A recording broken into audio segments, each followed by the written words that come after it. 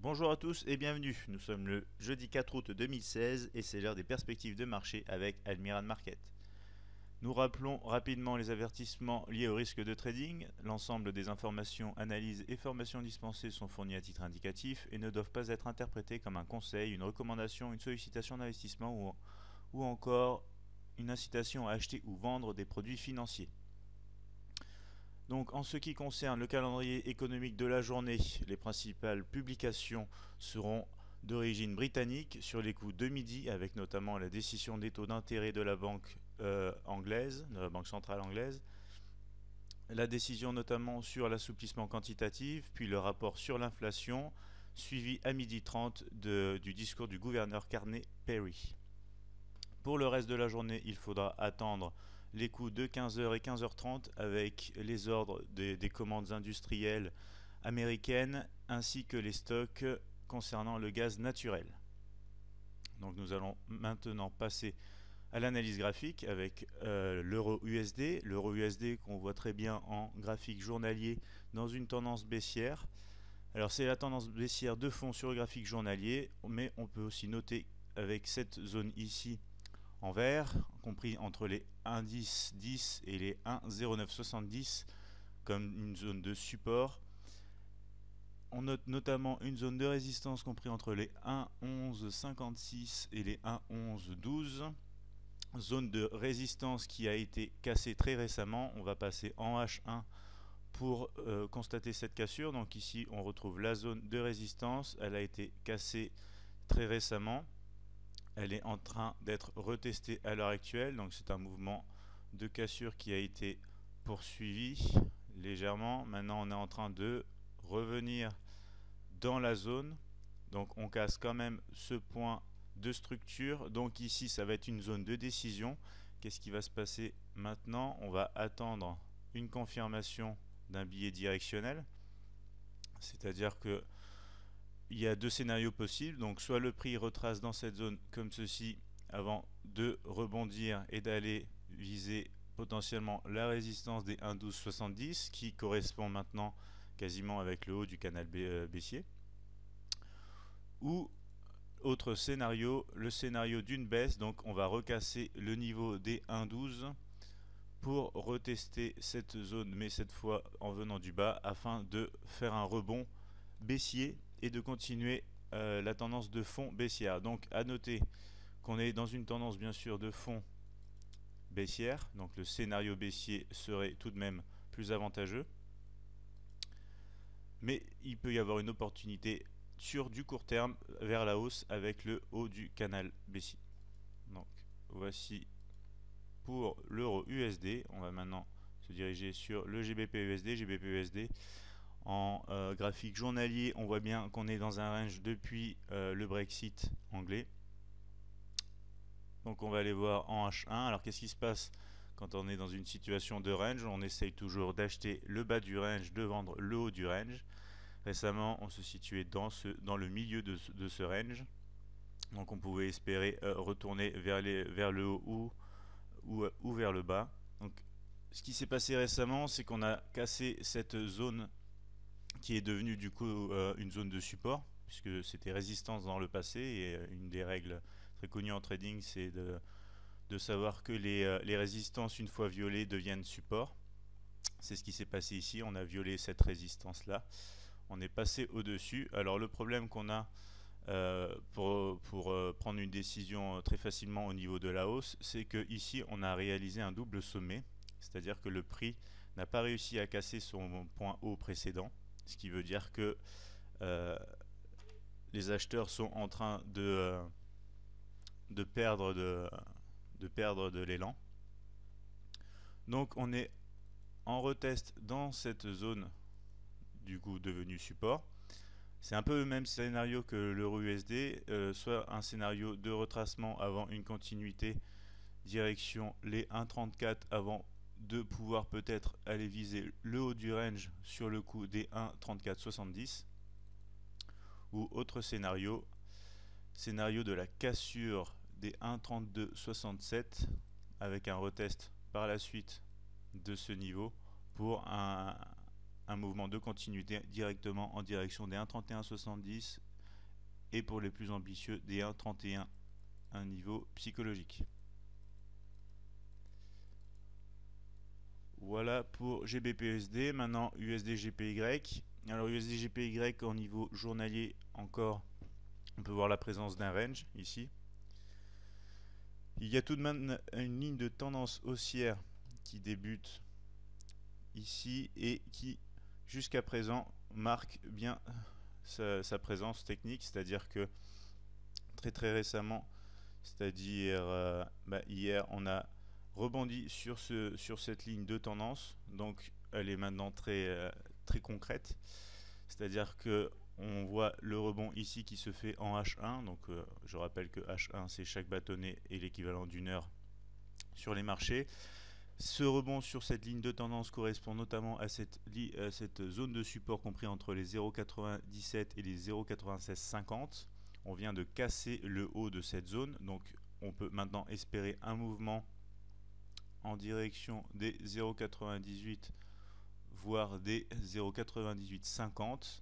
Alors le plus prudent serait tout de même d'attendre un retest de cette zone des 0,97 pour ensuite profiter du rebond et continuer à la hausse. Donc même en période de range, quand vous vous situez sur le bas du range, vous pouvez avoir de bonnes opportunités de rebond direction le haut du range avec les principaux seuils de résistance bien sûr. USD-GPY maintenant, on voit un canal baissier très clair. On se situe malheureusement à l'heure actuelle dans une zone de support, donc au niveau de la prise de décision ça va pas être aussi simple que ces derniers jours. On était exactement dans le haut du canal baissier avec de belles opportunités de vente comme vous le voyez ici. Alors maintenant qu'est-ce qui se passe? On est dans la zone de support, le prix est en train d'osciller et de former un petit range. Le scénario reste toujours le même, soit on casse le seuil des 101,44, c'est-à-dire qu'on va casser ce seuil, on va le faire un petit retest avant de pouvoir espérer aller direction la première résistance sur le coup psychologique des 103 et pourquoi pas derrière repasser au-dessus pour aller viser encore une fois le haut du range, le haut du canal baissier. Si ce n'est pas le cas et si on voit une cassure au niveau des 100,55, on va pouvoir espérer encore une fois une cassure, un retest pour se diriger sur le coup des 98,80 et pourquoi pas sur le bas du canal baissier. Donc voici pour l'USD GPY. On va maintenant regarder du côté de l'or qu'est-ce qui se passe. Alors l'or très haussier depuis quelques temps. On voit ici la présence d'un support sur le coup des 1310,78. Malheureusement, on se trouve à l'heure actuelle dans une zone de résistance comprise entre les 1366,82 et les 1353,23. Alors on va aller voir en H1 pour avoir un peu plus de détails. Alors à l'heure actuelle, on voit bien qu'on casse le bas de cette zone de résistance, donc scénario privilégié malgré une tendance de fond haussière. Un scénario pour du trading plutôt actif, ce serait la continuité et le retest du niveau des 1353,23 pour le bas, pour des objectifs situés sur le bas du canal haussier. Bien évidemment, restez très prudent puisqu'on sait bien que la tendance de fond est haussière. Ce qui est intéressant ici, c'est qu'on va bientôt avoir peut-être un revirement de tendance, c'est-à-dire qu'on a ici quasiment constitué un double sommet. Donc c'est-à-dire que si ensuite on revient sur le coup du support des 1310 et qu'on le casse pour ensuite un retest comme ceci, il sera alors intéressant de commencer à vendre l'or, mais d'ici là, à vendre l'or bien évidemment, je veux dire sur du plus long terme, mais d'ici là on va rester sur un billet haussier avec une petite opportunité à la vente sûrement pour aujourd'hui. Donc voilà, scénario baissier dans une tendance haussière, donc restez prudent, ou sinon on va scénario qui est bien sûr beaucoup plus safe, c'est-à-dire une cassure de du niveau des 1366 avec un retest de la zone pour commencer à viser les 1386, 72 et pour essayer de prolonger aussi les trades sur le coup des 1414,80. Donc voilà pour l'or. Petite occasion de shorter l'or aujourd'hui sûrement, sinon attendre des signaux de continuité à la hausse. En ce qui concerne le Brent a pas mal chuté ces derniers temps. On est donc sorti de ce fameux canal haussier pour commencer à faire des points de plus en plus bas et à casser des zones de structure. À l'heure actuelle, on est en plein rebond dans une zone de support compris entre les 42,51 et les 42,16. Les zones de résistance situées au-dessus sont les 44,47 et 46,23. Donc en H1, on va voir ce qui se passe un peu plus en détail. Donc ici, le scénario de la hausse est envisageable. On vient de casser les 42,51. Donc on a un mouvement de cassure. On est en plein retest de ce niveau des 42,51. L'idéal serait d'attendre une confirmation technique pour ensuite prendre position et aller essayer d'aller viser les 44,47 et pour les plus ambitieux les 46,23. Après une chute aussi grande, les mouvements sont obligés de commencer à retracer. Pourquoi pas en profiter justement avec une opportunité de trading basée sur les 42,51. Au niveau du DAX, le DAX en tendance hebdomadaire est donc baissier. On voit en tendance journalière la formation d'un range. Et on va aller voir en H1 ce qui s'est passé récemment. On a cassé la ligne de tendance située juste ici. Donc on a commencé à avoir un billet vendeur qui continue du coup la tendance, vraiment la tendance de fond hebdomadaire. En journalier, ce qui est bien, c'est qu'on tape aussi sur le haut du range. Donc on a deux confirmations de tendance de fond qui nous permettraient de devenir vraiment intéressé par la vente. En H1, les premières zones de support se situent sur le niveau psychologique des 10 000 avant de pouvoir espérer continuer le mouvement sur le coup des 9800. Donc billet de tendance baissière très clairement sur le DAX pour aujourd'hui. Et les prochains jours bien évidemment. En ce qui concerne le CAC 40, c'est un peu le même principe de tendance hebdomadaire baissière. Au niveau de la tendance journalière, on garde très clairement le billet baissier du canal. En H1, ce qu'on peut voir, c'est le même scénario que sur le DAX, c'est-à-dire une cassure ici de la ligne de tendance haussière constituée en H1. Donc à partir du moment où on pense que la baisse peut commencer à se manifester. Donc on a pour le coup ici déjà touché le coup des 4300. On est justement en train de rebondir dessus. Prochain niveau de support au 4200. Un retest au niveau des 4400 est envisageable, même si je pense que on va continuer le mouvement bien plus tôt. Donc si jamais vous prenez des positions, faites très attention au niveau des 4300, niveau psychologie 4200, c'est des chiffres ronds, des chiffres clés. Bien évidemment, par la suite, on pourra aller espérer la continuité du mouvement sur les 4000, sur le niveau des 4000, qui se situe dans les points les plus bas de ce canal baissier jusqu'à présent. En ce qui concerne le Dow Jones est aussi dans un canal de tendance relativement clair à la hausse. On a aussi cassé une zone de résistance qui devient donc zone de support. Alors cette zone est relativement large, on est en daily. Elle est comprise entre les 18 076 et les 18 304, donc une zone relativement large. Alors ce qui se passe en H1, c'est qu'on a eu la formation d'un canal baissier.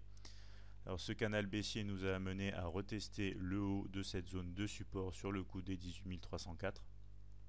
Donc ce qui est intéressant ici, c'est de commencer à regarder du côté de la hausse. On va attendre des confirmations techniques avec par exemple des cassures de lignes de tendance pour ensuite chercher un signal de prise de position et aller essayer de chercher par exemple à peu près comme ceci, pour aller essayer de chercher par exemple pour un premier objectif le haut du canal en H1 et pourquoi pas par la suite le coup des 18500 qui est vraiment la résistance à venir, vraiment une forte résistance. Donc voici pour le Dow Jones. En ce qui concerne l'euro GPY reste dans une tendance baissière. On a cassé il n'y a pas longtemps la zone de support qui devient donc maintenant zone de résistance. C'est pour ça qu'elle est en rouge. Donc l'idéal ici, ce serait un scénario de retest de cette zone, ce qui risque de peut-être pas arriver car le mouvement est assez fort. Donc on va continuer la baisse.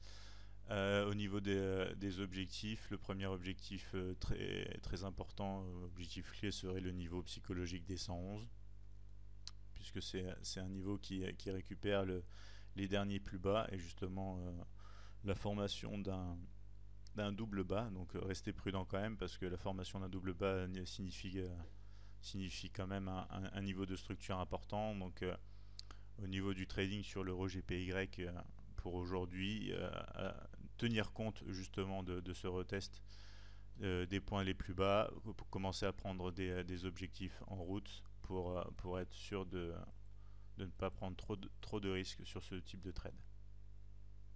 On reste néanmoins sur une tendance de fond baissière très claire, donc c'est quand même très encourageant. Voilà, c'est tout pour aujourd'hui. Je vous retrouve demain pour les autres perspectives de marché avec Admiral Market. Je vous remercie de votre attention, excellente journée et bon trading.